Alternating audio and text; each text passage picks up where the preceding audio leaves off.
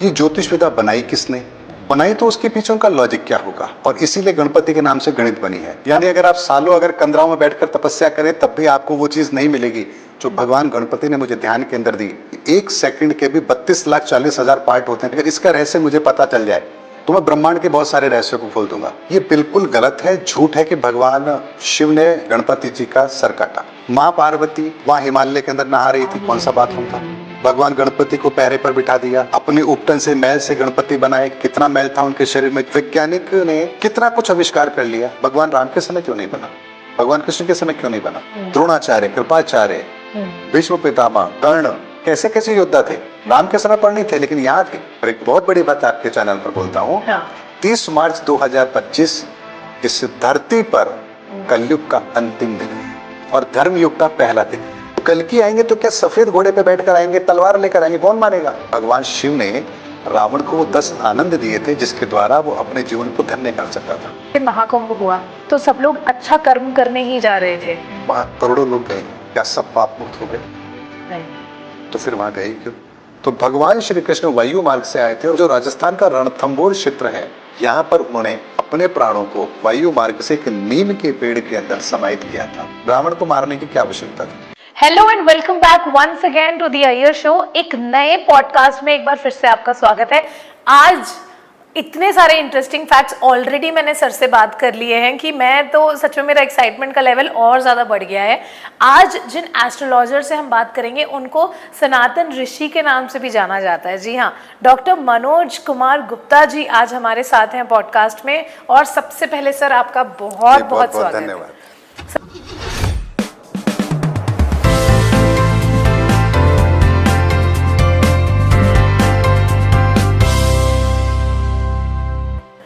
Sir, ये जो अपार नॉलेज है आपकी, मैंने जो आपसे बात करी, इतने सारे एस्ट्रोलॉजर से मैंने पहले भी बात करी है, बट जो चीज़ें आप बता रहे हो ये बहुत ही न्यू है। और सबसे पहले तो मैं आपसे ये जानना चाहूँगी कि सर आपको सनातन ऋषि के नाम से क्यों जाना जाता है? देखिए, जब मैंने एस्ट्रोलॉजी को पढ़ना शुरू किया था, जब मैं 13 साल का था, तब से मैं इस एस्ट्रोलॉजी को पढ़ना मैंने शुरू किया था। मेरे मन में हमेशा एक बात आती थी कि हर व्यक्ति अलग अलग प्रेडिक्शन करता है। अगर ज्योतिष विद्या एक है तो प्रेडिक्शन अलग क्यों है?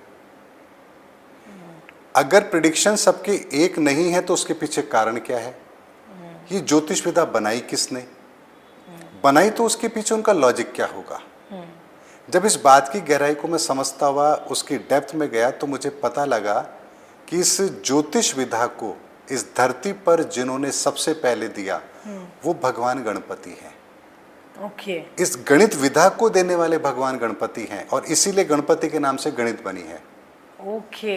तो जब इस चीज की गहराई में गया तो पता लगा कि एस्ट्रोलॉजर जो होते हैं वो तो एक आपका पड़ाव है। एस्ट्रोलॉजी आपने सीखी, आप एस्ट्रोलॉजर बन गए, लेकिन जब आप एस्ट्रोलॉजी को सीख करके अनुसंधान करते हैं, रिसर्च करते हैं, तब आपको यहाँ एक पद दिया जाता है जिसे कहा जाता है ऋषि। ऋषि उन परंपराओं को इस धरती पर हम लोगों के लिए लागू करते हैं जो आने वाले समय में हमारे बेनिफिट के लिए है। और यही ऋषि परंपरा वैदिक समय से चली आ रही है, जहाँ ऋषि मुनि लोग बहुत ध्यान तप साधना भी किया करते थे, अनुसंधान किया करते थे, वेदों का पठन पाठन किया करते थे, इस ज्योतिष विद्या को समझते थे और उसके आधार पर एक मंथन करके ऐसा अमृत निकालते थे जो इस समाज के लिए बेहतर हो। और इसी परंपरा को ऋषि परंपरा कहा जाता था। और इसीलिए कहेंगे कि ऋषि साइंटिस्ट हैं तो कोई गलत नहीं होगा। ओके। क्योंकि सर साइंटिस्ट तो एक टाइम के बाद आए, लेकिन बहुत सारी ऐसी टेक्नोलॉजीज है जो ऑलरेडी ही एग्जिस्ट करती थी और जिसका आविष्कार भी हो चुका था। जी, तो इसी क्रम के अंदर जब मैंने भगवान गणपति से प्रार्थना की कि मुझे भी इस ज्योतिष के उस रहस्य को मेरे सामने रखा जाए जो जानना एक ज्योतिषाचार्य के लिए जरूरी है और जिसके द्वारा मैं समाज को कुछ दे पाऊं। यानी मेरा हमेशा से एक एम होता था कि इस दुनिया के अंदर 800 करोड़ लोग हैं, किसी न किसी का कोई लग्न कोई ना कोई राशि तो होगी। तो हमारे 12 लग्न हैं, 12 राशि हैं, यानी इस दुनिया के अंदर 144 तरह के लोग हैं। तो यानी हमारी समस्या इतनी ही तरह की है।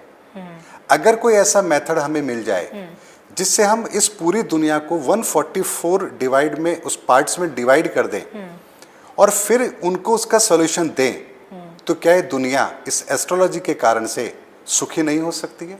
हो सकती है। हाँ। तो इस जब सोच के साथ मैंने ईश्वर से प्रार्थना की तो भगवान गणपति ने मेरे सामने वो रहस्य रखे कि जिन रहस्यों को जानना समझना किसी के लिए संभव है ही नहीं। यानी अगर आप सालों अगर कंदराओं में बैठकर तपस्या करें तब भी आपको वो चीज नहीं मिलेगी जो भगवान गणपति ने मुझे ध्यान के अंदर दी।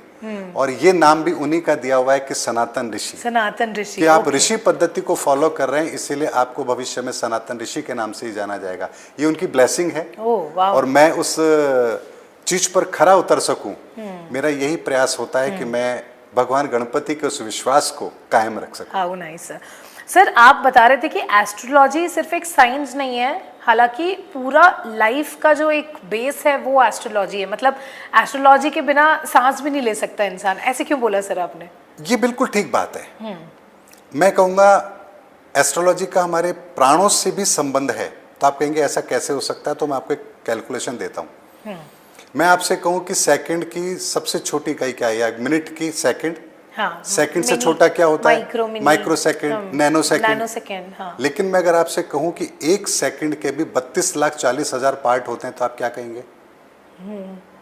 हमारे ज्योतिष के अंदर एक सेकंड को भी 32,40,000 टुकड़ों में देखा गया है। और उस इकाई को कहा जाता है त्रुटि। यानी एक त्रुटि का मान होता है 32,40,000 एक सेकंड के हिस्से। 60 त्रुटि मिलकर के एक रेणु बनती है जिसका मान होता है एक सेकंड का 54,000वां हिस्सा। 60 रेणु मिलकर के एक लव बनता है जिसका मान होता है एक सेकंड के 900 हिस्से। और 60 रेणु मिलकर के एक लिक्षक बनता है जिसका मान होता है 1/15 सेकंड। और 60 लिक्षक मिलकर के एक प्राण बनता है जिसकी वैल्यू होती है 4 सेकंड। यानी हमारे श्वासों का स्पंदन 4 सेकंड का होता है, ये प्राण कहलाता है। और इसकी कैलकुलेशन ज्योतिष में दी गई है। तो आप बताइए ज्योतिष हमारे सांसों के साथ जुड़ी है या नहीं जुड़ी है? तो सर इसका भी कैलकुलेशन हो रहा होता है? जी बिल्कुल हो रहा होता है। ओह गॉड, ये तो बहुत ही माइक्रो लेवल की बिल्कुल। बात है। एस्ट्रोलॉजी देखिए, मैं आपको एक बात बताता हूँ। इस ब्रह्मांड का पहला शब्द है ज्योतिष। ज्योतिष का मतलब क्या है? ज्योति की तीश, जैसे आग की तीश होती है, आतिश, आग का विस्तार आतिश, ऐसे ही ज्योति का विस्तार ज्योतिष। ज्योतिष कब बना? ये शब्द पहला कहां से प्रयोग हुआ? जब इस ब्रह्मांड के अंदर सबसे पहले वो शून्य सुचारू हुआ, उस रोशनी की उत्पत्ति हुई, उस प्रकाश की उत्पत्ति हुई, वहां से इस ज्योति का विस्तार, वहां पहला शब्द प्रयोग हुआ ज्योतिष। उस ज्योतिष से उष्मा, उष्मा से भाप, भाप से लवण, लवण से पिंड और पिंड से ब्रह्मांड। इस तरह से ब्रह्मांड की रचना हुई। और इस ब्रह्मांड की रचना के साथ में ही अब चूंकि ज्योति की तीश है वो एक्सपेंशन ले रही है, तो वहां एक गुंजन पैदा होती है। इस गुंजन को कहा गया ओम। ओम से ओमकार, ओमकार से साकार यानी ब्रह्मा विष्णु महेश, और साकार से अवतार यानी राम और कृष्ण। तो पदार्थ और एनर्जी के लेवल पर किसी भी चीज की उत्पत्ति होती है। तो मैटर के लेवल पर हम बात करेंगे तो ब्रह्मांड का निर्माण, और ऊर्जा के लेवल पर ओम, त्रिदेवों की रचना। ये साइंटिफिक है, ये कोई कथा कहानियों का विषय नहीं है कि ब्रह्मा विष्णु महेश होते थे, वो शीर्षक। इनके पीछे, हर चीज के पीछे एक लॉजिक है। तो ब्रह्मा की एनर्जी कैसे काम करती है, विष्णु की एनर्जी कैसे काम करती है, शिव की एनर्जी कैसे काम करती है, इसके पीछे भी लॉजिक है। हाँ। सर आप बता रहे थे कि जो 369 ये नंबर का कॉन्सेप्ट होता है, ये हमारे शरीर में ही अवेलेबल है। जी हाँ। निकोला टेस्ला ने ये कहा था कि 369 का एक फिगर ऐसा मैजिकल फिगर है कि अगर इसका रहस्य मुझे पता चल जाए तो मैं ब्रह्मांड के बहुत सारे रहस्यों को खोल दूंगा। यही प्रार्थना जब मैंने भगवान गणपति के सामने की कि हे गणपति आप ही बताएं, क्योंकि गणित विधा आपने बनाई है, सारे रहस्य आप जानते हैं, तो ये 369 आखिर है क्या, इसका रहस्य भी आप ही हमें बताएं। तब मेरे सामने इस रहस्य को रखा गया कि हमारा जो ये मेरुदंड होता है रीढ़ की हड्डी का पीछे, यहाँ से 3 उंगल ऊपर मति का स्थान है जहाँ 3 की एनर्जी काम करती है, क्रिएशन की एनर्जी काम करती है। वहाँ से 6 उंगल ऊपर हमारा ऊर्जा खंड होता है जहाँ विष्णु की ऊर्जा काम करती है। उससे 9 उंगल नीचे हमारा भ्रकुटी है जहाँ भगवान शिव की ऊर्जा काम करती है। और इसीलिए भगवान शिव के तीसरा नेत्र है, क्योंकि शिव की एनर्जी यहीं पर है। ओके, थर्ड आई। ब्रह्मा जी के नहीं है, विष्णु के नहीं है, लेकिन शिव के है, क्योंकि शिव की एनर्जी यहीं काम करती है।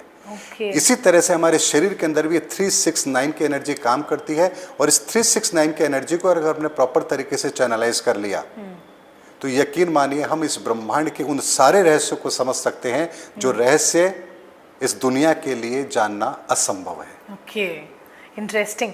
सर, जैसे कहावत है या कहानियाँ हैं, ये आप थोड़ा इस पे बताइए क्लियर करके कि जैसे शिव जी ने, हम बात कर रहे थे जबकि गणेश जी का जो सिर है वो शिव जी ने गणपति जी का पहले सिर काट दिया था, उसके बाद उनको वो सिर मिला।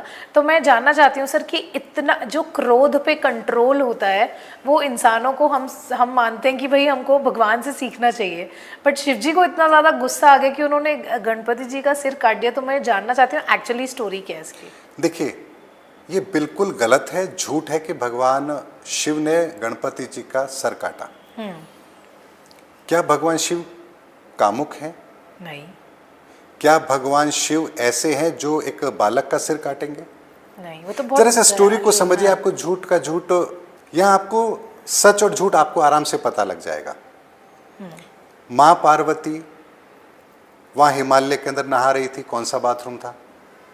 भगवान गणपति को पहरे पर बिठा दिया, अपने उपटन से मैल से गणपति बनाए। कितना मैल था उनके शरीर में जो उस दिन नहाए और इतना सारा मैल इकट्ठा कर लिया और भगवान गणपति बनाए।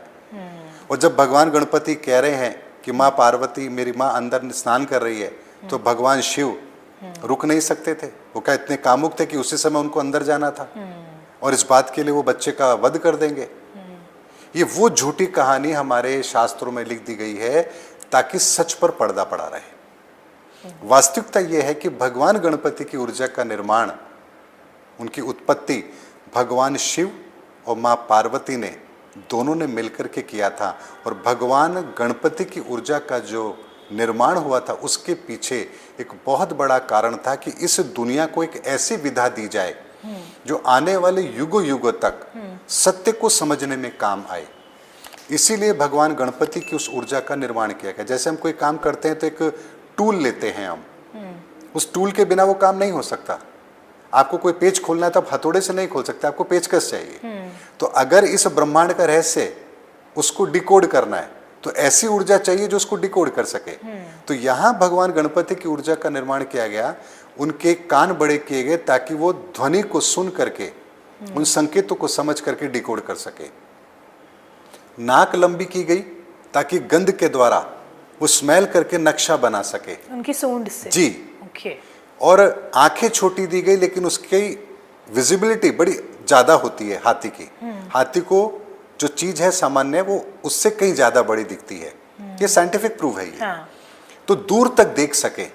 2 दांत दिए ताकि कलम के द्वारा उसका प्रयोग कर सके। तो भगवान गणपति ने अपनी एक दांत को तोड़कर उसके कलम बनाकर पारजस्ता धातु पर लाल चंदन से सबसे पहले शून्य को सुचारू किया, लिपि का आविष्कार किया, और हमारे सामने इस ब्रह्मांड के जितने भी रहस्य थे उनको डिकोड करके अंकों के माध्यम से हमारे सामने रखा। और इसीलिए उन्होंने कहा कि 7 तरह की ऊर्जाएं हैं और 9 आयाम है, और 7 तरह की ऊर्जाएं हैं, उनका एक्सपेंशन है। इसीलिए हर जगह आपको 7 की एनर्जी दिखेगी। शादी में 7 फेरे, 7 बच्चे, वीकडेज हमारे 7, हाँ। हमारे शरीर के अंदर 7 ऊर्जा 7 चक्र, रंग रेनबो 7 रंग रेनबो के, हाँ। 7 ओशियन, सप्तऋषि मंडल। हाँ। ये सब 7 इसीलिए है क्योंकि ऊर्जा का विस्तार है। और इस बात की गहराई को समझिए, गणित जो भगवान गणपति ने हमें दी, यानी गणपति के नाम से गणित बनी है, और जो गणित भगवान गणपति ने हमें दी उसके पीछे कारण यही था कि इस ब्रह्मांड के सारे रहस्यों को हम कैसे डिकोड कर सकें। तो इस बात को समझते हैं कि उन्होंने कहा 7 ऊर्जाएं हैं, 9 आयाम है, इसीलिए सिंगल डिजिट 9 है। 1 इस ब्रह्मांड की पहली ऊर्जा को रिप्रेजेंट करता है जो अग्नि की ऊर्जा है, 2 जल की ऊर्जा है, 3 मंगल की ऊर्जा है जो अस्तित्व ले रही है, और फर्स्ट, सेकंड और थर्ड इन 3 से मिलकर के क्रिएशन हुई है। और ये डिपार्टमेंट ब्रह्मा जी को दिया गया। इसीलिए हमने कहा कि सृष्टि के कर्ता जो हैं वो ब्रह्मा जी हैं। 4 की एनर्जी बुद्ध की एनर्जी है, 5 की एनर्जी विष्णु, 5 की एनर्जी ज्ञान की एनर्जी बृहस्पति की एनर्जी है, 6 की एनर्जी शुक्र की एनर्जी है, यानी संसाधनों की एनर्जी है। 4, 5, 6 से 3 एनर्जी भगवान विष्णु के अधीन है, इसलिए कहा गया वो धरती के पालनहार है। 7 की एनर्जी शनि की एनर्जी है, यानी न्याय, डिस्ट्रीब्यूशन। केतु की है ना सर 7 की तो? नहीं, वो न्यूमरोलॉजी की अब बात कर रहे हैं। अच्छा। तो 7 की एनर्जी शनि की एनर्जी, वीकडेज 7 है ना। हाँ वीकडेज में केतु नहीं आता। हाँ ओके। तो 7वीं एनर्जी जो है ये शनि की एनर्जी है, न्याय की एनर्जी है, प्रॉपर डिस्ट्रीब्यूशन है। 8 राहु की एनर्जी है, यानी कर्मों का बंधन। आपने इन 7 ऊर्जाओं से जो कुछ भी किया है वो 8वें आयाम के अंदर जाकर स्टोर होता है आपके कर्मों के रूप में। और 9 के अंदर केतु की एनर्जी है, यानी कि जो कर्म आपने किए हैं उसको कैसे आप उसका हिसाब किताब पूरा करके वापस से 7 ऊर्जाओं को प्योर फॉर्म में ला करके उनको वापस से अपने उस ओरिजिनल फॉर्म में लेकर आ सकते हैं। ये 9 की ऊर्जा है। तो 7, 8, 9 की ऊर्जा भगवान शिव के अधीन है, इसलिए उन्हें संहारक कहा गया। तो एक एक एनर्जी एक एक अंक को रिप्रेजेंट करती है, उसका एक डिपार्टमेंट है। और इसी तरह से 9 एनर्जियां त्रिदेवों के अंदर विद्यमान है, त्रिदेवों की शक्तियों में विद्यमान है। और 9 के बाद वापस से आप देखिए वही 1 का अंक आता है और अब इसके आगे एक शून्य लगता है। शून्य को देखिए, उसमें कहीं से बाहर निकलने का कोई रास्ता नहीं है। यानी कि 9 की ऊर्जाओं का एक ऐसा क्रिएशन जो अब फिक्स्ड हो चुका है, जिसमें ना कुछ अंदर आ सकता है ना बाहर जा सकता है। और ब्रह्मांड के अंदर देखोगे तो इसे ब्लैक होल के नाम से आप जानेंगे। तो पहली ऊर्जा के साथ में एक ऐसी ऊर्जा जिसने एक फॉर्मेशन किया है, जिसमें से कुछ निकल नहीं सकता, कुछ जा नहीं सकता, अब वो एक फिक्स्ड हो चुकी है, दैट इज 10। ये पूर्णता दिखाती है 9 की ऊर्जाओं की। अब आप देखिए 10 है, 10 यानी कि एक फॉर्मेशन को दिखा रही है। अब इस 10 की ऊर्जा को आप वापस से त्रिदेवों की 3 की ऊर्जा में डिवाइड कीजिए, 10 डिवाइडेड बाय 3, तो आपको रिजल्ट जो मिलेगा वो मिलेगा 3.33333, यानी वही 3 की ऊर्जा लेकिन अनंत की ऊर्जा, जिसका कोई एक्सपेंशन, जिसका कोई अंत नहीं है। अब हम कहेंगे 1 से 2 के बीच में भी कोई विस्तार है? बिल्कुल है। 1.1, 1.2, 1.1 से 1.2 के बीच में भी एक विस्तार है, 1.01, 1.02। यानी कि भगवान गणपति ने एक ऐसी विदा इस धरती के लिए दी जहां हम इस दुनिया के सारे रहस्यों को डिकोड कर सकते हैं। इसीलिए भगवान गणपति ने सबसे पहले शून्य को सुचारू किया, वहां से उन्होंने इन अंकों की रचना की और हमारे सामने पूरा रहस्य रखा। और इसीलिए प्रथम देव की उपाधि भगवान गणपति को मिली, इस कारण से उन्हें उपाधि मिली। लेकिन अगर ये सच उन लोगों के हाथ लग जाए जो गलत लोग हैं तो इसका दुरुपयोग करेंगे। जैसे विश्वामित्र जी जानते थे, उन्होंने इसका दुरुपयोग किया। उन्होंने कहा कि मैं इस सब चीज को जान चुका हूं, अब कोई और इसको जानने वाला शेष ना रहे। तो उन्होंने उस समय पर इस धरती पर जितने भी क्षत्रिय थे उन सबका वध कर दिया था। तो गलत हाथों में अगर ये विधा चली जाए तो इसका दुरुपयोग भी हो सकता है। इसीलिए इस सत्य को छिपाने के लिए कुछ ऐसी कहानियां रख दी जाती है जहां ये सत्य छिप जाए, तो लोग उसी में पड़े रहेंगे, उसी भ्रम में रहेंगे। लेकिन अगर आप कहीं पर भी उसको लॉजिकली सोचेंगे और उसके सत्य की तरफ जाएंगे, ईश्वर से प्रार्थना करेंगे, तो ईश्वर फिर आपकी भावनाओं को देख करके सत्य आपके सामने जरूर रखते हैं कि ये शुद्ध भावना से अगर जन कल्याण के लिए कुछ करना चाहता है तो यहाँ ईश्वर फिर अपने रहस्य उनके सामने जरूर प्रकट करते हैं। सर, जैसे हर एक साल अपने साथ एक ऊर्जा लेके आता है, तो अगर हम 2025 की बात करते हैं तो ये मंगल का साल है जी। और हम जो आसपास हमारे देख रहे हैं वो फायर से रिलेटेड या बहुत सारे ऐसे एक्सीडेंट्स हम चीज़ों को देख रहे हैं जहाँ पे ये स्टार्ट ही साल ऐसा हुआ। अगर आप प्लेन क्रैश की बात करें और बाकी चीज़ें, तो ये इसमें भी साल का फर्क पड़ता है सर? जी, देखिए समय की रचना, हमने कहा 2025 का साल, हाँ, 2025 ही क्यों है? क्योंकि 2024 के बाद 2024 का 2025 आता है। हाँ। लेकिन ये साल, घंटा, मिनट, समय, ये हमारे ग्रहों की गति से निर्धारित होते हैं। ये 2025 का साल है, यानी कि हमारी ऊर्जा के स्तर का जो विस्तार है वो इस जगह पर आ चुका है जहां युग परिवर्तन का समय अपना काम करेगा। इस बात को समझने के लिए एक बात को समझते हैं। आज के समय के अंदर वैज्ञानिक ने कितना कुछ आविष्कार कर लिया। हमने मोबाइल, इंटरनेट, कंप्यूटर, पनडुब्बी, सैटेलाइट, सब कुछ बना लिया। हाँ। भगवान राम के समय क्यों नहीं बना? भगवान कृष्ण के समय क्यों नहीं बना? वो तो त्रिलोकीनाथ थे, उस समय ये आविष्कार क्यों नहीं हुए? भगवान श्री कृष्ण के समय मोबाइल क्यों नहीं बना? आज का एक तुच्छ सा इंसान बना सकता है, तो सर्वशक्तिमान भगवान श्री कृष्ण उन्होंने क्यों नहीं बनाया? राम के समय क्यों नहीं बना? सतयुग में क्यों नहीं बना? इस बात की गंभीरता को समझेंगे तो आपको 2025 का साल कैसा होगा, क्या होगा, सब चीज समझ में आएगी। क्यों नहीं मैंने बना कहा कि एक यानी उस अंकों का विस्तार, यानी पहला आयाम होता है सूर्य का। सूर्य होती है हमारी आत्मा का कारक। अब हम इसकी एनर्जी के फॉर्मेशन की बात करें, अलग अलग जगह इसका कैसे ये काम करती है। तो पहला आयाम आपके शरीर में आत्मा का है। हर व्यक्ति सतयुग के अंदर आत्मा से पवित्र था, ईश्वर से कनेक्ट था। हर व्यक्ति नारायण को मानने वाला था। लेकिन उस युग के अंत में हिरण्यकश्यप आता है और वो इसी तत्व को विकृत कर देता है। वो कहता है कौन नारायण? मैं नारायण, मुझे नारायण मारो, मेरी पूजा करो। तो प्रहलाद कहता है ऐसा नहीं होगा। तो ये जब पहला तत्व विकृत हुआ तो भगवान नरसिंह रूप लेकर प्रकट होते हैं, उसका वध करते हैं, इस तत्व को ठीक करते हैं। दूसरा तत्व हमारा मन का तत्व, यानी सतयुग के बाद त्रेता। त्रेता में अंदर मन का जो तत्व था वो बहुत अच्छा था, लेकिन यही मन तत्व विकृत होता है। एक माँ अपने बेटे के लिए वनवास मांग रही है, एक भाई अपनी ही भाई की पत्नी का हरण कर रहा है, एक राजा किसी दूसरी स्त्री का हरण कर रहा है। ये मन तत्व की विकृति है, क्योंकि उस समय वही तत्व काम कर रहा है।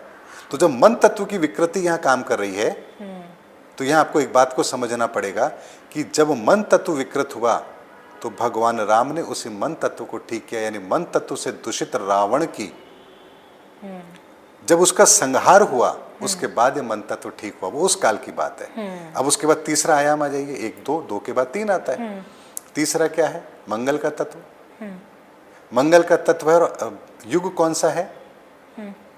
द्वापर। हाँ। मंगल का तत्व काम करेगा, मंगल अर्थात शरीर, बाहुबल। तो आप देखिए उस समय पर द्रोणाचार्य, कृपाचार्य, भीष्म पितामह, कर्ण कैसे कैसे योद्धा थे। रामायण में नहीं थे, राम के समय पर नहीं थे, लेकिन यहाँ थे। और जब ये तत्व, हाँ सारे बाहुबली, और जब ये तत्व विकृत हो गया तब क्या हुआ? चौथा इस तत्व को ठीक करने के लिए उन सब का वध हुआ और वो तत्व ठीक हुआ। अब चौथा तत्व आ जाइए, बुद्धि का तत्व है। बुद्धि का तत्व है और कलयुग का समय है। तो अब इस कलयुग के अंतिम समय में हमने अपनी बुद्धि के द्वारा उन चीजों की खोज कर ली है जो हमारे विनाश के लिए है। हमने एटॉमिक पावर बना ली है, एआई की तरफ हम जा रहे हैं। ये हमारी बुद्धि की पराकाष्ठा है, क्योंकि तत्व वही काम कर रहा है। यहाँ ये समय की जो गणना है, ये काल चक्र है, ये शक्तियों के आधार पर नहीं चलता है, ये आयामों की ऊर्जा के आधार पर चलता है। और इस चौथे युग के अंत में, जब इस कलयुग के अंत के अंदर जब ये सब कुछ हो रहा है तो इसी बुद्ध तत्व का ठीक होना जरूरी है। और इसीलिए भगवान गणपति का वो सच अब दुनिया के सामने आएगा। और इसके बाद कौन सा युग आएगा? 5वां, ज्ञान का, बृहस्पति का। इसीलिए आने वाला युग धर्म युग है, जहां व्यक्ति सत्य को जानेगा, सत्य को समझेगा, धर्म को मानने वाला होगा। और इसीलिए मैं कहता हूं कि 2025 का साल धर्म युग का है। और एक बहुत बड़ी बात आपके चैनल पर बोलता हूं, 30 मार्च 2025 इस धरती पर कलयुग का अंतिम दिन है और धर्म युग का पहला दिन है। 30 मार्च 2025 को ब्रह्मांड में ग्रहों की वो स्थिति बन रही है जो पहले कभी नहीं बनी इस युग के अंदर। यानी 8 के 8 ग्रह एक ग्रह पर दृष्टि डाल रहे, जो केतु है, जो बुध के घर में बैठा है, यानी वही 4th एलिमेंट के घर में बैठा है। और 5th एलिमेंट स्टार्ट होने वाला है। तो बृहस्पति के घर में मीन राशि के अंदर 6 ग्रह बैठ करके दृष्टि डाल रहे हैं। 2 ग्रह बाहर है जिसमें मंगल और बृहस्पति है, उनकी भी दृष्टि केतु पर है। ये ऐसा कॉम्बिनेशन है जो आज से पहले कभी इस धरती पर नहीं हुआ। ये बहुत बड़ी घटना को अंजाम देगा। और इसीलिए मैं कहता हूं कि मुक्ति के दाता केतु पर यदि सब ग्रहों की दृष्टि है, ये कलयुग का अंतिम दिन है और धर्म युग का पहला दिन है। ये लॉजिकली बोल रहा हूं, ये कोई मैं कथा कहानियों की बात नहीं कर रहा हूं।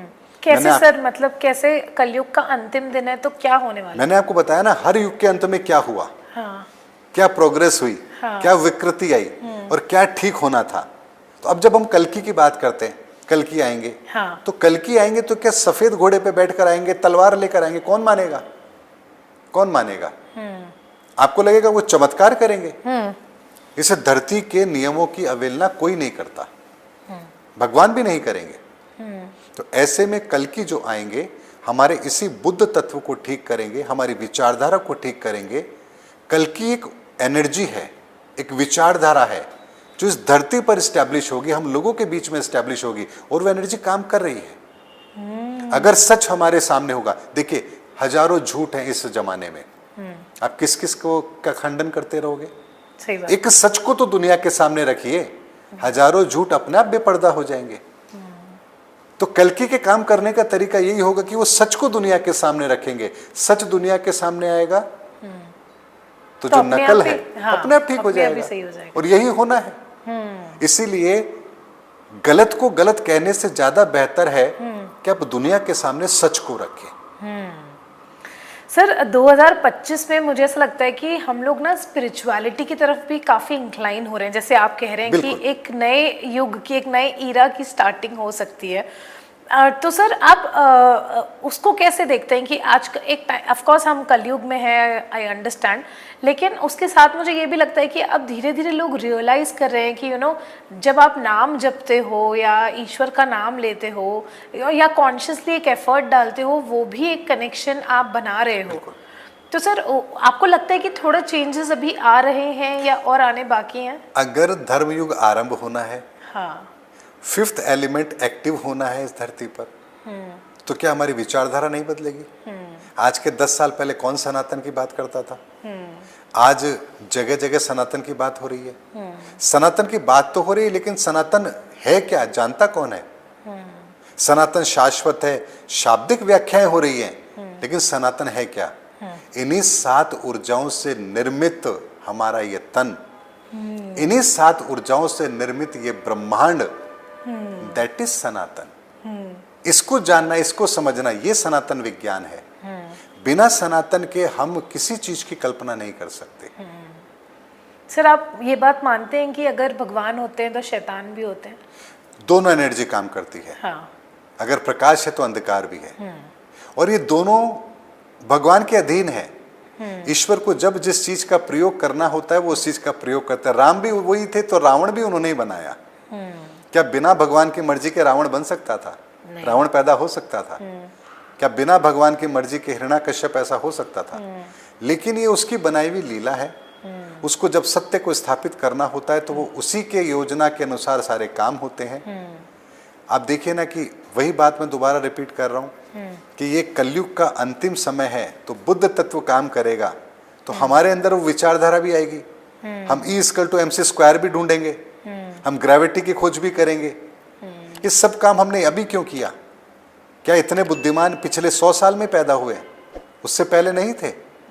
लोग पहले भी थे, लेकिन जब ईश्वर चाहता है इस धरती पर कौन सा रहस्य प्रकट हो, तब वो उस समय पर इस धरा पर से हम जैसे लोगों में से किसी का चयन करता है जो उसके लिए पात्र होता है, और उसको वो योग्यता देते हैं, उसकी भावनाओं को परखते हैं, और फिर उसके आधार पर उसके द्वारा इस संसार में वो काम करते हैं।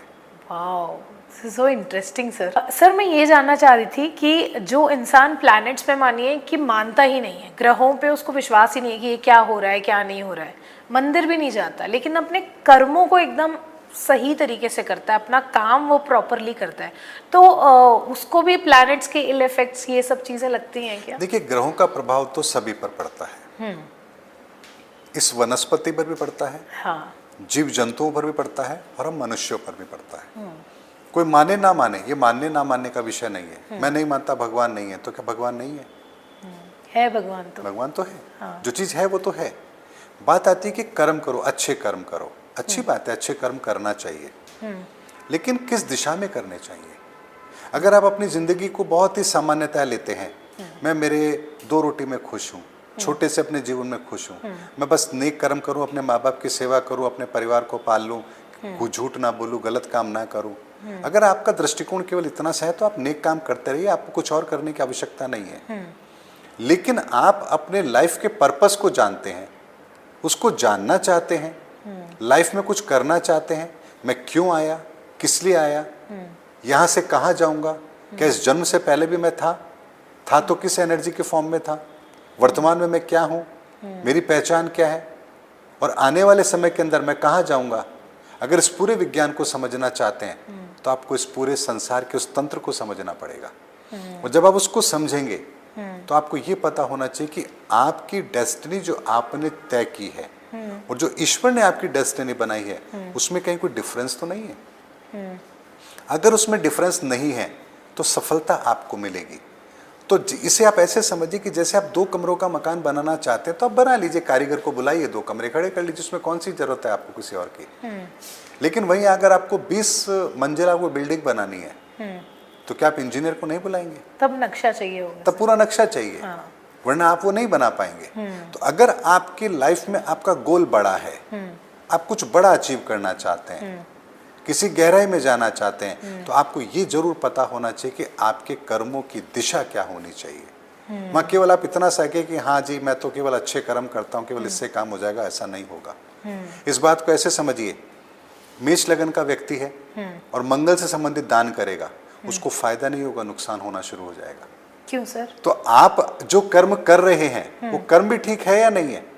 इसको ऐसे समझिए, एक मिठाई की दुकान है और दुकान वाला अपने दुकान के बाहर 10 भिखारियों को बिठा के रखता है, चलो जो खाएगा झूठा इनको दे जाएगा। क्या उस दुकान पे लोग जाना पसंद करेंगे? अरे इस दुकान के बाहर तो लोग ऐसे ही बैठे रहते हैं। तो जो आपका देने वाला है वही देने वाले का आप दान कर रहे हैं, तो यहां आप उस एनर्जी के साथ गलत कर रहे हैं, आपको रिजल्ट नेगेटिव मिलेंगे। लेकिन वहीं आपका कोई मारक ग्रह है, उसका आप दान करेंगे तो आपको उसके नेगेटिव रिजल्ट्स के अंदर आपको इंप्रूवमेंट मिलेगी। तो ये कैसे पता चलेगा सर? ये कुंडली के आधार पर तय होता है। ओके। कुंडली के अंदर बहुत सारी कैलकुलेशंस होती हैं, उसके आधार पर तय होता है कि हमारा मारक ग्रह कौन सा है, कारक ग्रह कौन सा है। मुझे बड़ी पीड़ा होती है जब कभी मैं देखता हूँ बड़े बड़े एस्ट्रोलॉजर्स बोलते हैं 6ठे घर का राहु है, आप ऐसा करिए वैसा करिए ऐसा फल होगा। अरे 6ठे घर के राहु को आपने केवल इतना सा बता दिया, इसके लिए उपाय बता दिए। 6ठे घर का राहु तो मेष राशि का भी हो सकता है, वृषभ का भी हो सकता है, मिथुन का भी हो सकता है, 12 राशि में कुछ भी हो सकता है। तो 12 राशि के अंदर बैठा हुआ राहु का एक ही फल होगा, ये कैसे संभव है? अगर 6ठे भाव के अंदर वो मेष राशि में तो उसको स्वामी तो मंगल है, तो मंगल के घर में बैठ करके राहु क्या फल देगा? वृषभ राशि के अंदर है तो शुक्र के घर में बैठ के राहु क्या फल देगा? तो क्या आपको नहीं लगता कि 12 तरह के फल होंगे? ऑब्वियसली होंगे। तो गहराई से चीजों को समझने के बाद में जब हम अपने कर्मों का निर्धारण करते हैं तब यहां पर हमें श्रेष्ठ रिजल्ट मिलते हैं। हर व्यक्ति का लग्नेश,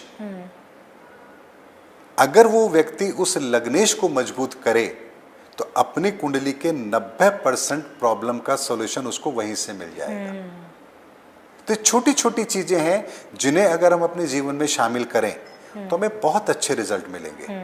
और ज्योतिष विद्या का प्रयोजन यही है कि हम आने वाले समय के अंदर अपने आप को कैसे व्यवस्थित रख पाएं, इस चीज को जानने समझने का माध्यम हमारे कर्मों की गठरी किन चीजों से मिलकर बनी है, कौन सी एनर्जी के साथ हमने छेड़छाड़ की है, हमारे चक्रास के अंदर कौन सी एनर्जी नेगेटिव है, उसको कैसे ठीक किया जाए, इस विज्ञान को जानने का माध्यम ज्योतिष है। ज्योतिष कथा कहानियों का विषय नहीं है, ज्योतिष इसका विषय नहीं है आपका राहु खराब है, आपका केतु खराब है, आपको काल सर्प दोष बन रहा है, आप शांति करा लो, आपकी शांति से उसका काल सर्प दोष ठीक हो जाएगा। हो जाएगा तो मैं देता हूं, कितने रुपए चाहिए? दुनिया के हर व्यक्ति का काल सर्प दोष ठीक कर दीजिए आप। संभव है? नहीं। लेकिन उस काल सर्प दोष के कारण से उस व्यक्ति के जीवन में क्या प्रभाव पड़ेगा? अब बहुत से लोग कहते हैं काल सर्प दोष होता ही नहीं है। हाँ, मैनमेड है बोलते हैं। तो मैं ये कहूंगा राम के समय पर राशियां भी नहीं होती थी। भगवान राम का जब समय हुआ था उस समय पर राशियों का निर्माण नहीं हुआ था। राशियों का निर्माण तो बहुत बाद में हुआ है। समय काल परिस्थिति के आधार पर ज्योतिष के अंदर बहुत सारी चीजें ऐड की जाती है।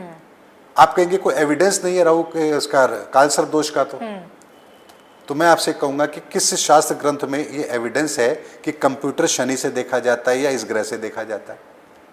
क्योंकि जब ग्रंथ बने होंगे तब तो कंप्यूटर भी नहीं होंगे, लाइट भी नहीं थी, तो विद्युत को, लाइट को आप किस ग्रह से साथ जोड़कर देखते हैं? ये आपने कब शामिल किया ज्योतिष में? मैनेजमेंट को आपने कब शामिल किया ज्योतिष के अंदर? इंजीनियरिंग को आपने कब शामिल किया ज्योतिष के अंदर? इसका कोई एविडेंस है? लेकिन आप मानते हैं ना, ये ग्रह इससे संबंधित है, ये ग्रह इसका कारक है। इसी तरह से समय समय पर वस्तु काल परिस्थिति के आधार पर संहिता शास्त्र के अंदर विद्वानों के द्वारा बहुत सी चीजें नई शामिल की जाती है। इसीलिए ज्योतिष के 3 पार्ट हैं, सिद्धांत, संहिता और होरा। सिद्धांत जो कभी नहीं बदल सकते, सूर्य अपनी स्थिति में है, चंद्रमा पृथ्वी के चक्कर लगा रहा है, पृथ्वी सूर्य के चक्कर लगा रही है, ये सिद्धांत है, इसको कोई नहीं बदल सकता। लेकिन इसकी वजह से क्या प्रभाव होगा, ये संहिता शास्त्र का विषय है। इसमें अलग अलग समय पर विद्वान आए, रावण संहिता है, भृगु संहिता है, पराशर संहिता है, लाल किताब है, केपी एस्ट्रोलॉजी है, ये सब संहिता शास्त्र का विषय है। और होरा शास्त्र होता है, इसका प्रभाव हम मनुष्यों पर क्या पड़ेगा, ये होरा शास्त्र का विषय है। तो हम केवल होरा शास्त्र को ही संपूर्ण ज्योतिष मान लेते हैं। जैसे हम कहें मेडिकल एस्ट्रोलॉजी, ठीक है, मेडिकल एस्ट्रोलॉजी भी आजकल एक बहुत ट्रेंडिंग में है। हाँ, कहते हैं कि शुक्र का जो आपका टाइम चल रहा है उस समय आप मेडिसिन लेते हैं तो, और ये सही है बात। हाँ, मैंने बहुत से लोगों की कुंडली देख के कहा कि इस समय से इस समय के बीच में डायग्नोस कराना, आपको कैंसर डायग्नोस होगा, और उनको हुआ है। ओह गॉड। और उन लोगों से मेरी बात हुई है जो खुद एस्ट्रोलॉजर रहे हैं। कलकत्ता के बहुत अच्छे एस्ट्रोलॉजर है, सीएम हाउस में जाते थे, गवर्नमेंट में उनकी बड़ी अच्छी पहचान थी। अब तो खैर बुजुर्ग हो गए वो, तो अपने किसी प्रॉब्लम की वजह से उन्होंने मुझे कहा, गुप्ता जी मैं आपसे बात करना चाहता हूँ। तो उन्होंने अपनी भी कुंडली दिखाई।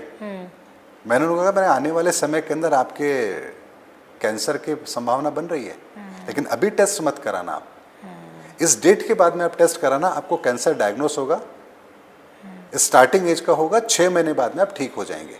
और वो हुआ। क्योंकि ग्रहों का कॉम्बिनेशन, अब इस कॉम्बिनेशन को बताता हूं, मंगल, राहु, सूर्य, ये 3 ग्रह, इनका कॉम्बिनेशन ये कैंसर का कारक है। लेकिन अच्छी स्थिति में कारक नहीं है ये।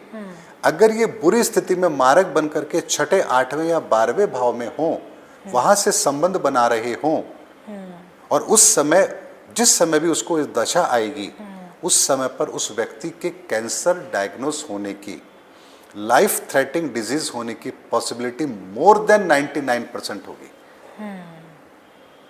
अब अगर इस एस्ट्रोलॉजी विधा का प्रयोग हम इसलिए करें, कुंडली में योग बन रहे हैं और उससे पहले से हम प्रिकॉशन लेके चले, उन ग्रहों का उपाय करें, तो वह एक्टिव नहीं होगा वो समय। क्योंकि कैंसर सेल हम सबकी बॉडी के अंदर है, एक्टिव नहीं है इसलिए हम ठीक है, एक्टिव हो गया तो हमको कैंसर हो गया। तो अगर ग्रहों का इलाज किया जाए, मेडिकल एस्ट्रोलॉजी की जब बात करते हैं, तो उससे हम अपने आप की सुरक्षा कर सकते हैं। ज्योतिष विधा के अंदर भी 3 तरह की चीजें हैं, ये होगा ही होगा, ये नहीं होगा, ये हो सकता है। तो जहां हो सकता है हम केवल वही परिणामों को बदल सकते हैं, जो होगा उसको भी नहीं बदल सकते, जो नहीं होगा उसको भी नहीं चेंज कर सकते। इसीलिए ज्योतिष विधा के अंदर ऐसा नहीं है कि आपके पास हर समस्या का समाधान है, नहीं है। जो होना है वो होगा, जो नहीं होना है वो नहीं होगा। लेकिन जो हो सकता है, यानी कुछ कॉम्बिनेशन ऐसे होते हैं जहां आप अगर थोड़ा सा भी इस विधा का प्रयोग करके अपने लिए अगर कुछ उपाय करते हैं, तो आपको उससे राहत जरूर मिलेगी। मैं खुद इस बात को अपने जीवन में महसूस कर चुका हूं। मैं जब 11-12 साल का था, मेरे घर पर एक एस्ट्रोलॉजर आए थे। उन्होंने ऐसे ही मेरा हाथ देखा, एक हमारी बुआ थी, उनका हाथ देखा। उनका हाथ देख के उन्होंने कहा कि बेटा तेरी शादी जून तक हो जाएगी। उस समय जनवरी-फरवरी का महीना था। हमने कहा 4-5 महीने बाद में और शादी हो जाएगी, अभी तो ऐसा कुछ है भी नहीं, कहीं लड़का नहीं देखा, कुछ नहीं देखा। मेरा हाथ देख के उन्होंने, बेटा तेरा आयु कम है, तेरी 32 वर्ष की आयु है, 32 वर्ष की आयु में तुझे मृत्यु तुल्य कष्ट आएगा। अब मैं शॉक्ड हो गया। लेकिन हुआ ये कि जब जून में उनकी शादी हो गई बुआ की, तब आप डर गए होंगे। तब मेरे को विश्वास हुआ, रे बात तो ठीक थी। मैंने कहा पर इन्होंने कहा कैसे? देखिए मैं डरा नहीं। मैंने कहा इन्होंने आखिर किस आधार पर कहा, अरे कौन सी विधा है, मुझे जाननी है। तो मैंने वहां से फिर हस्तरेखा देखना शुरू किया, वो सीखना शुरू किया, ज्योतिष सीखना शुरू किया।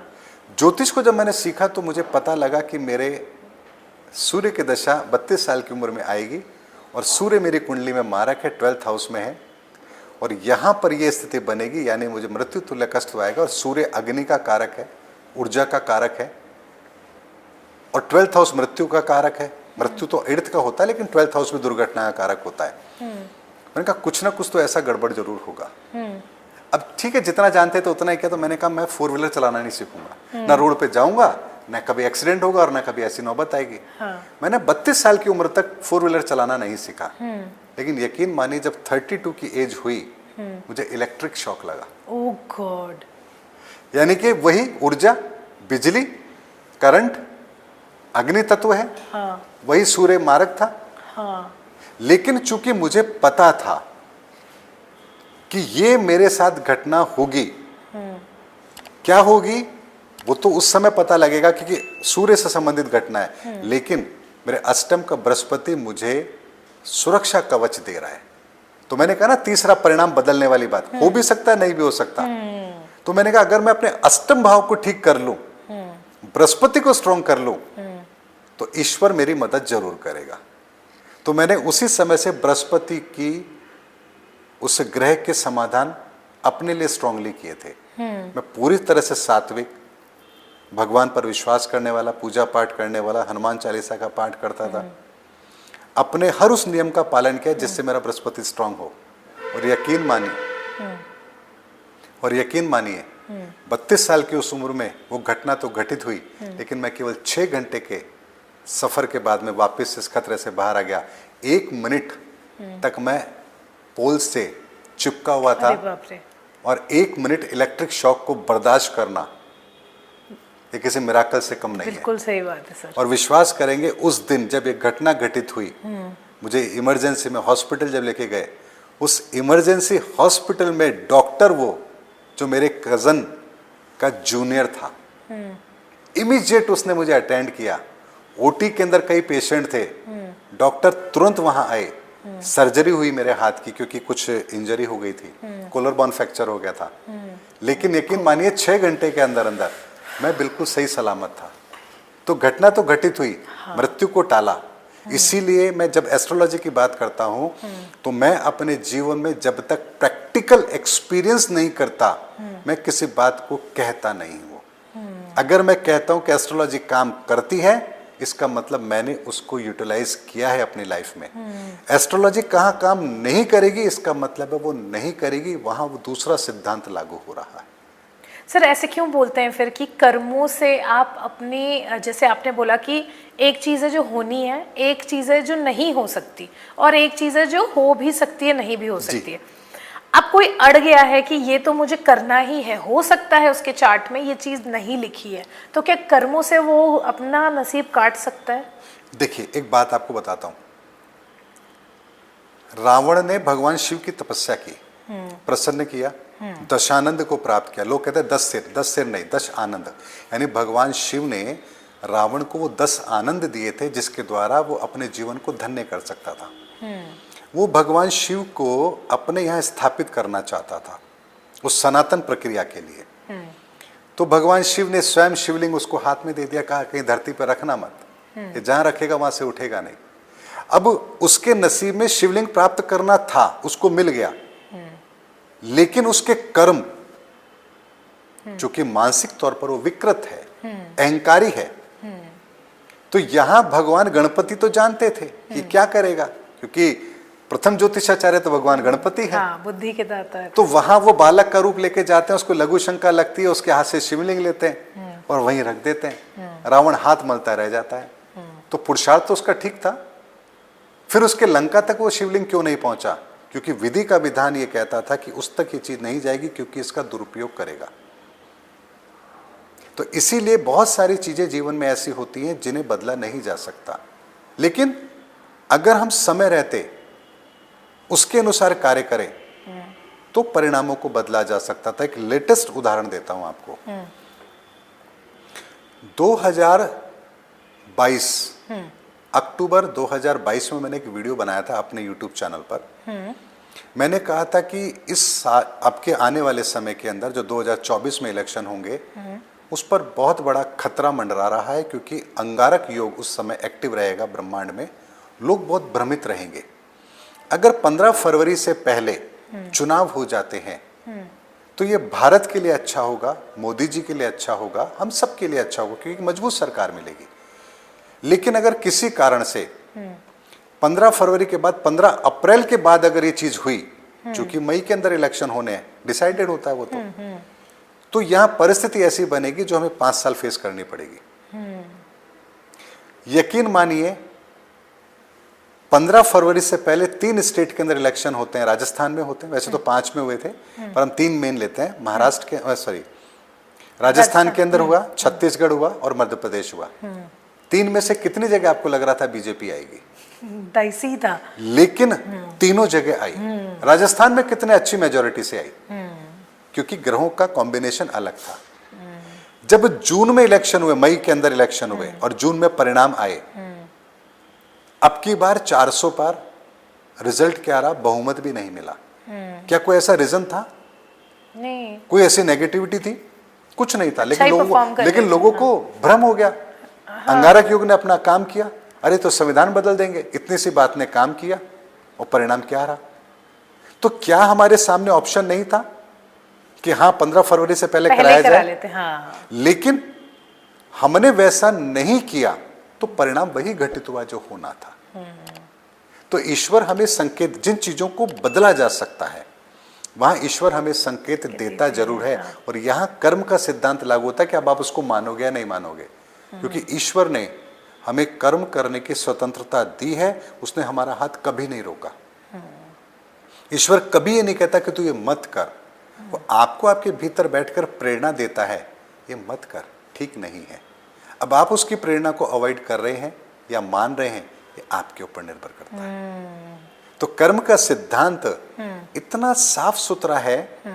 जब आप अपने मन से कर्म करते हो तो वहां लालच, किसी तरह की काम वासना, और दुर्विचार हो सकता है। लेकिन जब आप अपने अंतरात्मा की आवाज सुन के कर्म करेंगे तो उसमें पवित्रता होगी, शुद्धता होगी, उसमें कहीं कोई गलत हो ही नहीं सकता। नहीं होगी उसमें, हाँ। और इसीलिए कहा गया कि मन वचन कर्म तीनों से हमें शुद्ध होना चाहिए।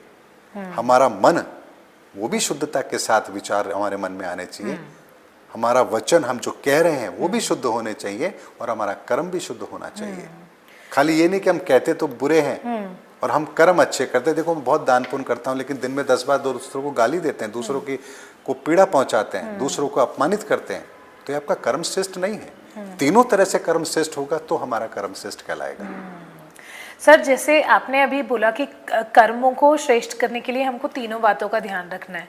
अब लेकिन अभी जैसे महाकुंभ हुआ तो सब लोग अच्छा कर्म करने ही जा रहे थे, है ना। मतलब बोलते हैं कि ये जो महाकुंभ का वक्त होता है, इसमें जो पानी होता है वो अमृत की तरह हो जाता है बिल्कुल। इसके पीछे भी समुद्र मंथन की कहानी है, लेकिन बहुत सारे लोगों की डेथ हो गई वहाँ पे, भीड़ में नहीं कंट्रोल में हुई चीज़ें।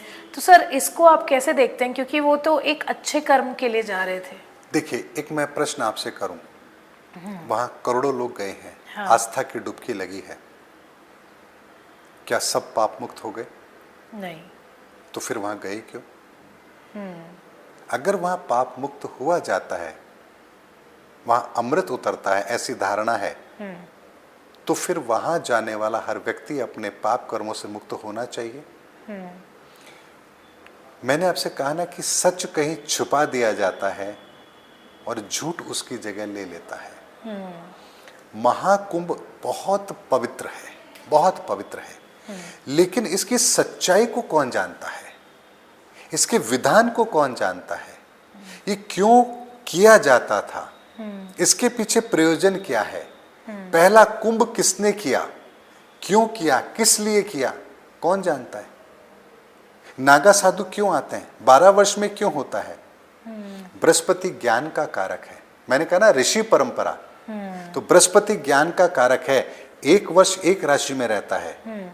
ऋषि 12 वर्ष तक, संत महापुरुष 12 वर्षों तक प्रत्येक राशि के अंदर बृहस्पति के गोचर के आधार पर अपना अनुसंधान करते हैं। सूर्य 1 माह एक राशि में रहता है, उसे कल्प कहते हैं। 1 माह जिस राशि में आप हैं उसे कल्प कहते हैं। तो सूर्य के 12 कल्प 1 वर्ष में और बृहस्पति के 12 कल्प 12 वर्षों में। ये जब कॉम्बिनेशन पूरा होता है तो महाकुंभ का आयोजन होता है। इस जगह पर सारे ऋषि मुनि, नागा साधु तो बाद में बनते हैं, वो वहां आते हैं। जो उन्होंने तपस्या की है उसकी एक परीक्षा होती है। परीक्षा क्या होती है कि एक हवन कुंड जलाया जाता है स्नान करने के पश्चात अपनी लंगोट को उस हवन कुंड में डाला जाता है। जिसकी तपस्या पूर्ण हुई है उसकी लंगोट नहीं जलती है, बाकी की जल जाती है। अब यहां जो आपकी लंगोट नहीं जली है, इस बात का प्रमाण है, अग्नि परीक्षा हो रही है उनकी, ये इस बात का प्रमाण है कि आपके 12 वर्षों का तप पूरा हो गया। ये सारा हिसाब किताब लेकर के राजा भर्तृ ईश्वर के दरबार में जाते हैं। अब आपकी लंगोट तो जल गई, आपने लंगोट दोबारा धारण करनी नहीं है, यहां से अब आप नागा साधु बनेंगे। अब सर्दी का मौसम भी होगा, तन पर वस्त्र नहीं है, तो उसी हवन कुंड की राख को शरीर पर लगाई जाती है। उन्होंने जिस जल में स्नान किया उनका तपोबल है, उस जल के अंदर बाद में एक सामान्य जन वहां स्नान करता है ताकि उनके भी पाप कुछ कम हो सके। वहां पर उनकी योग्यता के आधार पर उनको पदवी भी दी जाती है, श्री श्री 1008 108 जो भी पदवी दी जाती है। अनुसंधान के लिए धन चाहिए तो वहां एक ऋषि कोष की स्थापना की जाती है, जहां आम जन जाकर के वहां अपना धन देते हैं, जिसे हम आज ऋषिकेश कहते हैं। एक्चुअल में उसका नाम ऋषि कोष है। अच्छा। तो वहां ऋषि कोष में धन आता है, उस धन को उन ऋषियों को दिया जाता ताकि वो अनुसंधान में अपना खर्च कर सके। एक ऐसी परंपरा थी। अब मुझे बताइए, इस परंपरा का निर्वहन कर कौन रहा है? अगर इस परंपरा का निर्वहन आप कर रहे हैं, पहले तो आप 12 वर्ष की आपकी तपस्या, फिर वहां आपकी अग्नि परीक्षा, फिर लोगों का वहां श्रद्धा से जाना, फिर वहां ऋषि कोष में देना, ऋषि कोष से उन ऋषियों को वो देना, वहां से उनका अनुसंधान करना, अनुसंधान करके 12 साल के अमृत को दुनिया के सामने रखना, यानी व्याख्या, व्याख्या से सारांश, सारांश से अंश, अंश से तत्व, तत्व निकाल करके वो दुनिया के सामने रखते हैं। वो तत्व का मतलब होता है जिस शब्द का तत्व निकल जाए वो फिर एक्टिव हो जाता है, फिर जो कहा गया वो होगा। हम कहते हैं ना, किसी को वरदान दिया, किसी को श्राप दिया, उनके वचन सिद्ध होते थे। वाद सिद्धि, वाद सिद्धि। तो ये उसी की होती थी, सारी प्रक्रिया है। आप पहले शास्त्र पढ़ते हैं, उसकी व्याख्या करते हैं, व्याख्या से सारांश निकालते हैं, सारांश से अंश निकालते हैं, अंश का तत्व निकलता है, यहाँ आपकी जाकर जुबान सिद्ध होती है। जहाँ आपने किसी को कुछ कह दिया वो सिद्ध हो जाएगा। ये हमारी वो महान संस्कृति है, वो महान परंपराएं हैं जिनके बारे में आज लोग नहीं जानते।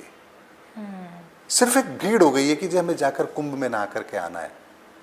अरे जा रहे हो पाप धोने, तो वहां विकार क्या छोड़कर आए आप? अगर एक विकार भी आप छोड़कर आ गए अपने जीवन का उस कुंभ के अंदर, आपका नहाना सफल है। लेकिन आप गए केवल डुबकी लगाकर आ गए, विकार आपने एक भी वहां नहीं छोड़ा, तो उस कुंभ का क्या फायदा? वही पानी तो आगे जाकर के बह रहा है, आपके नलों में भी पानी आ रहा है, पानी पानी में क्या भेद है? लेकिन हर चीज के पीछे ईश्वर ने एक संकेत दिया है। उस संकेत को समझते हुए उस कार्य को करना, ये हम मनुष्यों का कर्तव्य है। Very true sir. सर, पहले के टाइम पे जब कोई भी पतिव्रता स्त्री किसी को श्राप देती थी तो वो चीज़ सच हो जाती थी, और आज आप किसी को कुछ बोलते तो हो सकता है वो चीज़ उनको लगे नहीं। तो ऐसा क्यों होता था सर कि उस टाइम उनकी वाणी इतनी शक्तिशाली होती थी कि जो वो बोलते थे वो हो जाता था? देखिए, एक आपको इस बात का बड़ा इंटरेस्टिंग आपको आंसर देता हूँ, फैक्ट के साथ देता हूँ। जो धर्म के रास्ते पर चल रहे हैं उनके लिए ब्रह्मचर्य का नियम अनिवार्य होता है। ब्रह्मचर्य का नियम का मतलब क्या होता है? ब्रह्म का आचरण करना। ब्रह्म का आचरण करने से क्या मतलब, ऐसा क्या हो जाएगा? इस बात की गंभीरता को समझिए कि हमारे पीछे मेरुदंड पे यहां वो शिव तत्व विद्यमान रहता है जो निरंतर बह रहा है उस क्रिया के कारण से, संभोग की क्रिया के कारण से। अगर आपको शिव की प्राप्ति करनी है, उस शिव तत्व की प्राप्ति करनी, अमरता की प्राप्ति करनी है, तो आपको अपने ब्रह्मचर्य की पालना में आना पड़ेगा, तभी शिव तत्व ठोस होगा। आपकी नाभि के पीछे अमृत कुंड है, उस अमृत कुंड के तत्व का भी रंग दूसरा है। नाम नहीं लूंगा मैं, क्योंकि ना समझ लोग, अज्ञानी लोग फिर इसकी मार्केटिंग करके धर्म का दुष्प्रचार कर देंगे, इसीलिए मैं इस शब्द रंगों का प्रयोग नहीं करूंगा नाम का यहाँ पर। ये दोनों तत्व जब यहाँ पर एक्टिव होते हैं तो आपको अमृतत्व की प्राप्ति होती है। रावण को यही अमृतत्व चाहिए था। तो एक पुरुष अपने भीतर ब्रह्मचर्य की पालना करता है और उस तप को प्राप्त करता है। स्त्री के लिए ब्रह्मचर्य नहीं, स्त्री के लिए पतिव्रता धर्म, अर्थात वो भी उस धर्म का पालन करती तो उसके अंदर सतित्व पैदा होता है। अब आपके भीतर यदि अमृतत्व पैदा हो रहा है, वो शिव तत्व सक्रिय हो रहा है, तो आपकी कनेक्टिविटी ब्रह्मांड के उस सोर्स के साथ है या नहीं है। और जहां मैंने कहा कि आपके वचन सिद्ध होंगे, क्योंकि आपने उसका तत्व निकाला है, अपनी ऊर्जा का भी आपने तत्व निकाल लिया है, तो तत्व तो सक्रिय होगा ही होगा। तो जब यहाँ तत्व सक्रिय होता है तो आपका वचन सिद्ध होता है। फिर आपने अगर कुछ कह दिया, वो ब्रह्म वाक्य हो गया, वो होगा ही होगा। इसीलिए कहा जाता ना, कर्ता करे ना कर सके, गुरु करे सो होए, तीन लोक नौखंड में गुरु से बड़ा ना कोई। गुरु का मतलब यहाँ वो देहधारी गुरु की या अलग अलग व्याख्याओं की बात नहीं कर रहा हूं मैं। गुरु का मतलब होता है जो आपको अंधकार से प्रकाश की ओर लेकर जाएगा, जो स्वयं सिद्ध है, जिन्होंने उस अमृत को प्राप्त किया है, जिन्होंने उस ब्रह्मचर्य को धारण किया है, जिनकी वाणी के अंदर वो तत्व अब विद्यमान हो चुका है। यहाँ ऐसे गुरु की बात की जा रही है। और वो जो कह देंगे तो विधाता को भी फिर वो काम करना पड़ेगा।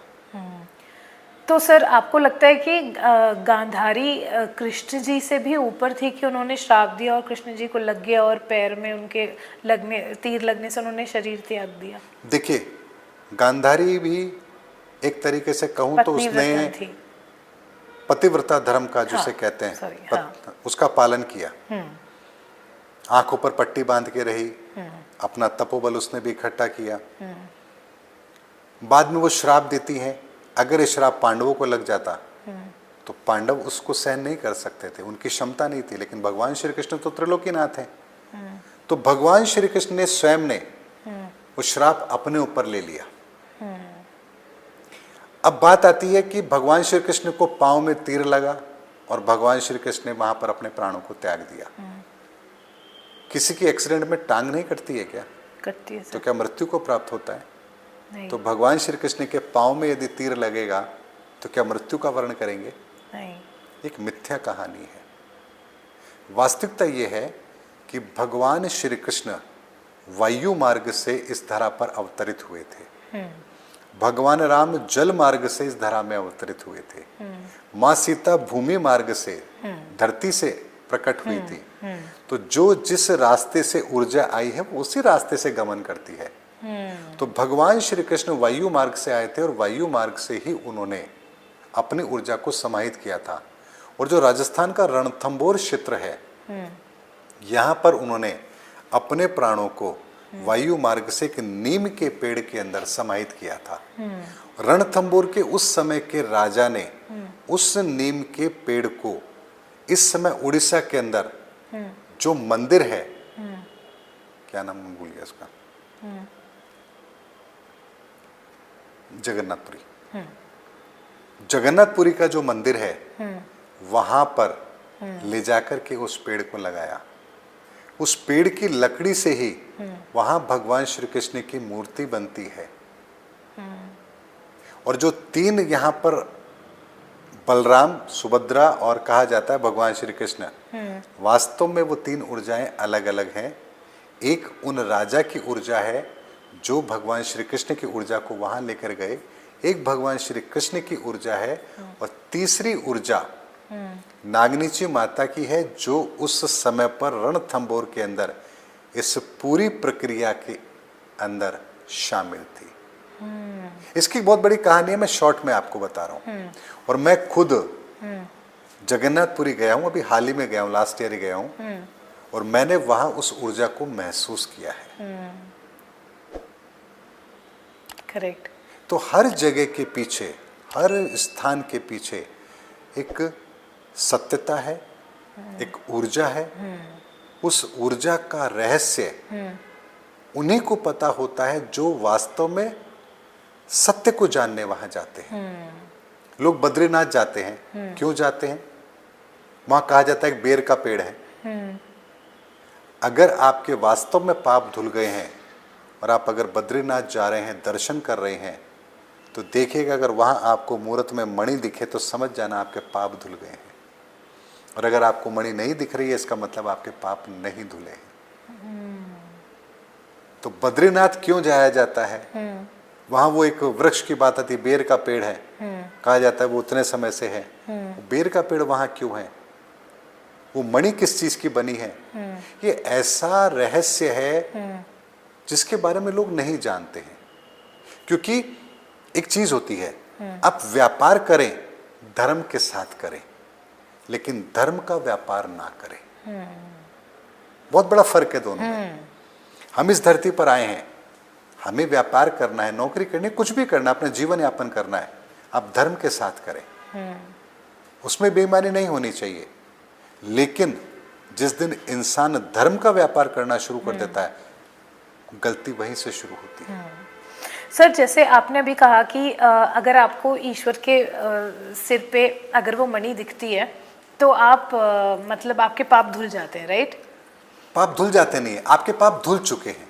धुल चुके ये भी एक सीक्वेंस है। हाँ। पहले कहाँ जाया जाएगा? हाँ। पहले हरि के द्वार, हाँ। वहां जाकर के स्नान किया आपने, हाँ। वहां आपके पाप धुले। पाप धुले या ना धुले कैसे पता लगेगा? फिर आप जाते हैं केदारनाथ। केदार का मतलब होता है दलदल। वहां आपको आपके पाप मिलेंगे दलदल में। वहां आपको दलदल मिला, इसका मतलब आपके पाप धुल गए। ठीक है, आपके पाप धुल चुके थे, वहां तक पहुंच गए, ईश्वर के दरवाजे तक पहुंच गए। अब उन पापों का भी तो निस्तारण होना है ना। वो वहां बद्रीनाथ में जाएंगे।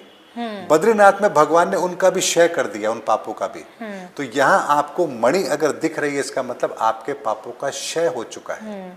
अब पापों का क्षय हो चुका है, वहां से फिर गंगोत्री, यमुनोत्री, वहां से वो फिर पवित्र धारा बहकर आ रही है और पुनः सागर के अंदर समा रही है। और यहाँ कहा जाता है कि गंगा सागर, सारे तीर्थ बार बार, गंगा सागर एक बार। यानी उस जगह पर जहां गंगा भी सागर में समा रही है, और सागर का पानी फिर कहाँ? क्षीर सागर में भगवान बैठे हैं। यानी हमारे पाप धुल रहे हैं, ईश्वर उन्हें धो रहा है, और पुनः जाकर के वही पाप भगवान के श्री चरणों में, क्षीर सागर में समर्पित हैं। और आपके सारे पाप लेकर के भगवान क्षीर सागर में बैठे हैं, नील वर्ण में बैठे हैं। बट सर, ऐसे कैसे हो सकता है कि कर्म हम करें और पाप भगवान धोए? अगर हम गलत कर्म कर रहे हैं तो अच्छे कर्म से ही तो एक यू कलर, ये तो यू टर्न वाली पाइप हो गई ना, कि अगर आप अच्छा कर्म करेंगे तो बुरे निकलते जाएंगे, अगर आप बुरे कर्म करेंगे तो अच्छे निकलते जाएंगे। हम किसकी संतान हैं? ईश्वर की। तो एक पिता अपने बच्चे के गुनाह को माफ नहीं करेगा? कितने क्या गुनाहों उसके को कर्मों माफ के लिए वो करेगा सर? जिम्मेदार नहीं है? अगर आप कुछ गलत करते हैं तो क्या हमारे पेरेंट्स को उसका परिणाम नहीं भुगतना पड़ता? इसीलिए तो ईश्वर चाहता है कि हम अच्छे कर्म करें। लेकिन बहुत बार ईश्वर दंड भी देते हैं ना। ईश्वर ने कभी कोई दंड का विधान नहीं रखा। हाँ। ईश्वर ने तो एक ऐसा मैकेनिज्म बनाया है, जो जैसा करेगा वैसा प्राप्त करेगा, जिसको हम कर्म बोलते हैं। उसे ये मैकेनिज्म काम ही ऐसे करता है। इसके अंदर ईश्वर कभी भी विधि के विधान में हस्तक्षेप नहीं करते। एक बात बताइए, रावण को मारने की क्या आवश्यकता थी? क्योंकि उन्होंने बुरे कर्म किए थे। क्या उसकी मति को ठीक नहीं किया जा सकता था? हाँ। ऐसे आशीर्वाद करते, जा रावण तेरी बुद्धि ठीक हो जाए। हाँ।